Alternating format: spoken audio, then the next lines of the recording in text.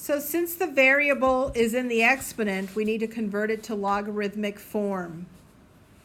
So we do ln of 120 equals 4x, and then we just divide both sides by 4, and we get x equals, and you tell me what it is. So if you want to check that that's correct, you just plug it right back in here.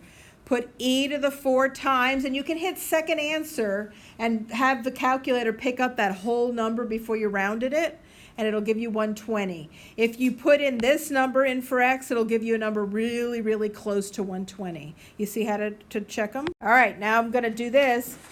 I have e to the x minus 2 plus 4. The e isn't totally alone yet, so we can't put ln's in here. We're going to subtract 4 first. And we get e to the x minus 2 equals 17. Well, now the variable's in the exponent, so I have to change it to ln. Base e of 17 equals x minus 2. And then once you find that, you add 2 to it to find x. So the first thing we do is add 5 to both sides, and we have ln of x plus 3 equals 3. Now, we can't leave it in logarithmic form because the x is over here near the log, and you can't put that in your calculator. So we change this to exponential form. Sometimes you have to go in the other direction.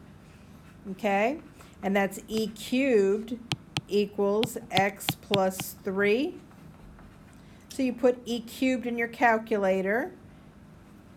So e cubed is 20.0855 equals x plus 3, and you subtract 3, and you get 17.0855 equals x. So the first thing we do is multiply 5x times 3x because we combine it into one log, and a plus turns into multiplication. So it's ln of 15x squared equals 9. Now we can put it in exponential form. E to the 9 equals 15x squared. Then divide both sides by 15.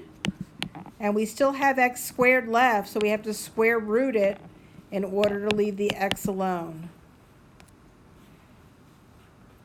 So the answer is 23.2423. And you can plug it back in and see if it works.